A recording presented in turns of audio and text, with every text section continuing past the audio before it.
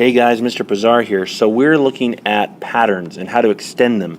And there are three main kinds of patterns. Let me preface this video is going to be longer than normal. My apologies, but it is necessary. Please take good notes. So we've got linear, which we also call arithmetic, exponential, which we also call geometric, and quadratic, which we just call quadratic. Note, we're looking at explicit rules only this time. We're going to look at recursive rules later. This one up here is probably the most common sequence known to man. 1, 2, 3, 4, 5, 6, 7, 8. We're just adding one each time. And of course we know that's a linear or arithmetic sequence. Okay, so for each one of these we're going to look at a sequence, then we're going to look at a tile pattern and try to tie those ideas together. Alright, here we go. Okay, so here's something down here for your notes. A pattern or sequence is linear if it has a common difference. And so looking up here at our first pattern example, we've subtracted 3 each time. And a common difference doesn't mean it has to be subtraction. You could also be adding 3 each time, but the idea is that the same thing is going on to the previous term to get the following. And remember, with a sequence of numbers, we can just label the terms. So this is term 1, term 2, term 3, term 4. So that would be kind of like our n's, right? So when n is 1, the sequence rule turns out 5. And when n is 2, the sequence rule turns out 2. When n is 3, it turns out -1. So with a linear expression, it's kind of easy because as we looked at in class, the common difference is the slope. So we end up with y equals, and of course y is representing the amount in that nth term. So y is going to equal -3 times n. And then we're going to plus or minus something to that, add or subtract something. And whatever we add or subtract is the 0 term. You might want to write that down. So if you're going to add or subtract something to finish off this equation if you need to, that's always the 0 term. So I'm going to work this pattern backwards. We're subtracting, let me erase this part right here. Oh, it's not going to erase for me. Let me move it really quick. So we're subtracting 3 each time, so to work it backwards I'm going to add 3. So we would have had 8 over here, and that would have been my n is 0 term, right? So it would make sense then to add 8. But I can't be sure it's right until I test it. So that was my 0 term, right? So now let's test this out. If I plug in 1, will I get 5? Well, -3 times 1 is -3, and -3 plus 8 is 5. If I plug in 2, will I get 2? Yeah. If I plug in 0, will I get 8? Yes. If I plug in 3 for n, so if I plug in this part right here, will I get -1? Does it work? Will I get -9 plus 8? So this is working. So I know my rule works. So again, your slope, or this number right here, that is the common difference. You're going to want to make note of that. So this slope, that's my common difference.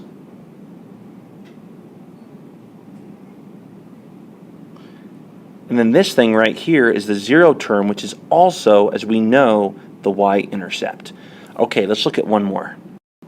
So this is just a tile pattern, and I'll just tell you right now, for the sake of the video, it's linear because we have a common difference. And so again, the way to look at a tile pattern and come out with this is to see what's going on. Well, it looks like we're growing by 4 each time because we add 1 to the corners each time in each sequence. But what would the 0 term be like? Well, if we've added 4 each time, we need to take 4 away. So the 0 term would only have the 3 left in the middle, so 3. So I can quickly say, okay, y equals 4n, because I know 4 is my common difference, plus 3. And I can double check that. So in figure 2, it looks like I've got 2, 4, 6, 8 plus 3, so 11, right? And so if I plug in 2 right here, I get 8 plus 3, and y equals 11. So it definitely works. Okay, let's switch gears now and look at exponential or geometric sequences. So as you know, a geometric sequence and a exponential sequence are synonymous. They mean the same thing. Here's something really important to write down. You know a pattern or sequence is exponential. This looks like it got cut off. You know it's exponential if it has a common ratio. This word right here, common ratio, make sure you write that down. We're going to define that.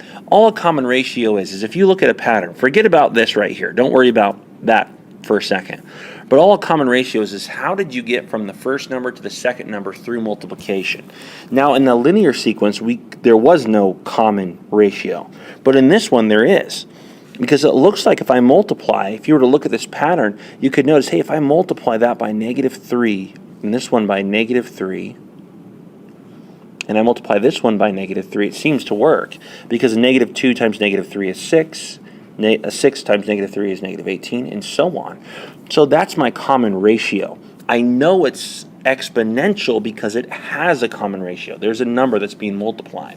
Note your common ratio could even be a fraction. It could be a decimal, it could be a positive or negative integer, it could be anything. And so now the question is, how do we go from that common ratio directly into a rule? And this is kind of an awesome thing to know. You're definitely going to want to write this thing down that I'm drawing arrows at right here. Okay? And let's talk about what this means. This means that y is going to equal the first term. That's what n of 1 means. So this thing right here, that little 1 right there, that's n of 1, or the first term. So this is my first term, my second, my third, my fourth. So it's going to be my first term, which is -2, times r. R is the common ratio. Oops. Let me fix that. So that's what r is, or it's actually lowercase r. And so in this case, we know it's -3 times -3 to the n minus 1 power. Okay, that seems confusing, to the n minus 1 power. All that means is for this equation to work that we just built, we have, when we plug in a specific n number, we have to take one away from it. So let's test this out with the second term. So let's plug in 2 in the place of n and see if it gives us 6. So if we were to plug in 2 right here, we'd have -2 times -3 to the 2 minus 1 power, or -2 times -3 to the first, because 2 minus 1 is the first power. We know -3 to the first power is just -3, and -3 times 2 is 6. So it worked. When we plugged in 2, we got 6. Let's try the third. Let's see if it works for 3. So if I plug in 3 in the place of n, I get -3 squared, because 3 minus 1 is 2. So -3 squared, that's 9.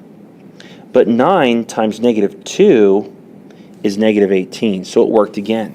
So this rule works. So make sure you write this down, and you can use this. If you identify that a pattern is exponential, you can use this to go straight to the correct equation. Again, n of 1 just stands for the number in the first term. We're going to talk about why that goes here in class.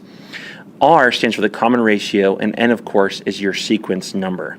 All right, let's look at one quick example of tile patterns. So we had looked at this one in class.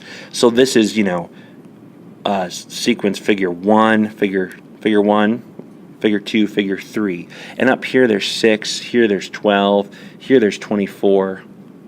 And so the question is, how could we use what we just learned to go directly to an equation? Well, we know that y equals the first term times the common ratio, so the common ratio r, to the n minus 1 power. So what is the common ratio here? Let me fix the subtraction sign.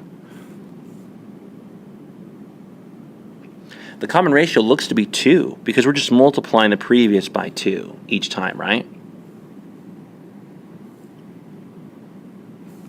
So let's plug that in and see if it works. Y equals 6 times 2 to the n minus 1 power.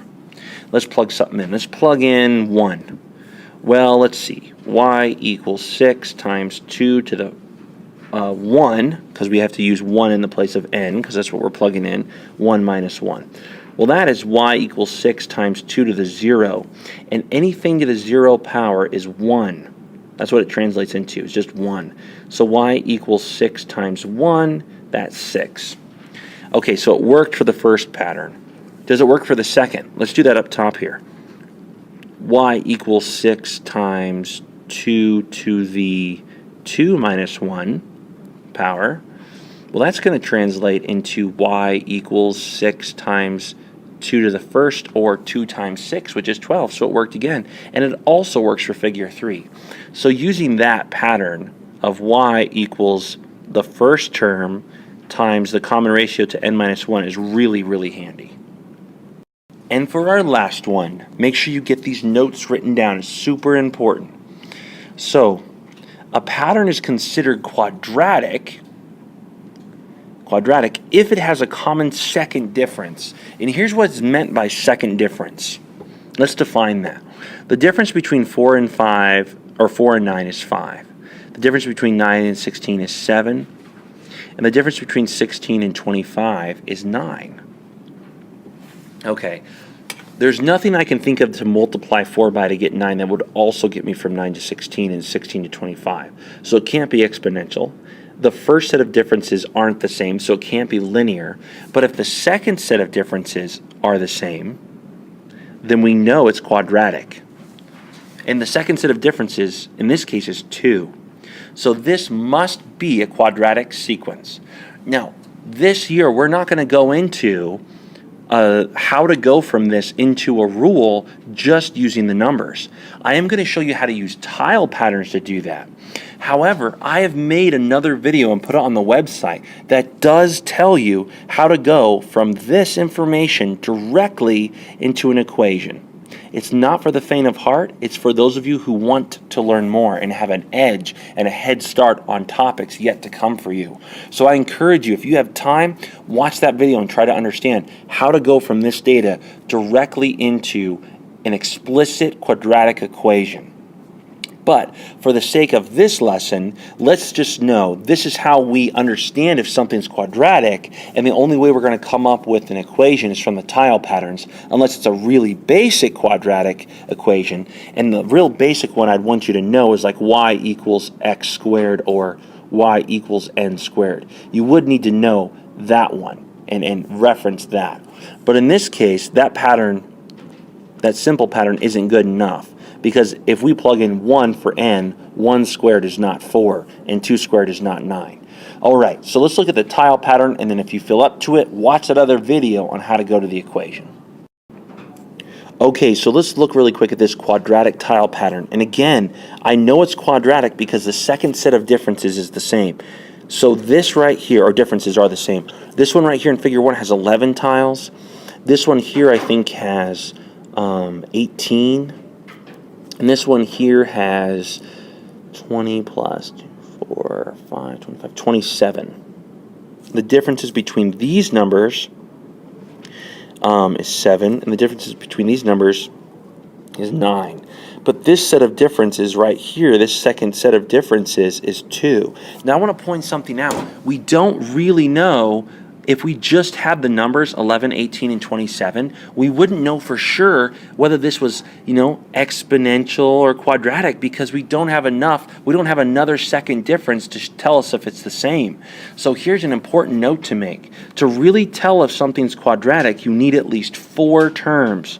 So you need 4 terms. However, because it's a tile pattern, we can see how it's growing on itself and reverse engineer another term if we needed. Okay, but that's beside the point. For right now, let's talk about the fact that we know this is quadratic. How are we going to go from the tile pattern to an equation? Let me get rid of some of this stuff. The easy way, using a tile pattern, I think, is recognizing the different areas of the shape. So again, in that additional video, I show you how to do it just from numbers. Right now, I'm showing you how to do it given tile patterns. So up here, I notice that there's 2, down here, I notice there's 2 every time. So in my equation, I know I need a plus 2 because it never changes. Up here, I start with 3, then I go to 4, then up here I go to 5. So 3, 4, and 5. So that's going up by 1 each time. But let me see, how does that 3 relate to my figure number? How does that 3 relate to my figure number and the 4 to this figure number? It looks like it's always 2 more than the figure number. So what if I just wrote n plus 2 for that portion? Would that work in figure 2 if I plugged in 2 for this n right here and added that to 2, I get 4. So that works for that top part. And I've got this bottom part written in. So the question becomes, how can we get this part right here? How can we get the middle part that's growing? Well, we want to look at how it's growing. So this one right here is a 3 by 2 array. This one right here is a 4 by 3, and this one right here is a 5 by 4. So again, can we relate the 3 and the 2 over here to figure 1? Can we relate the 4 and the 3 to the figure number, and the 5 and the 4 to the figure number? Well, it looks like if I do 3 times 2, I get the total number of 6, which belongs in the middle, as we know. If I do 4 times 3, I get the number 12. And if I do 5 times 4, I get the number 20. And that's how many there are in this inner part, the part we haven't accounted for yet. So think about it like this. What if I was to write, in this case, n plus 2 times n plus 1, plus all the stuff I've already written down? What if I said that was my equation? Check it out. 3 is 2 more than the n number. And number 1, I get my 3. 2 is 1 more than the n number. Oop, and I didn't actually write the 1. Let me put that in there. 4 is 2 more than its n number. 3 is 1 more than its n number. 5, again, is 2 more than its n number. And 4 is 1 more than its n number. And I know if I multiply those together, I get the total. Now this video is getting kind of long, so I'm going to stop, but I challenge you to check this equation for these tile patterns, and I bet it will work. Of course, we could simplify this equation, and would also challenge you to do that. Good luck, guys, and thanks.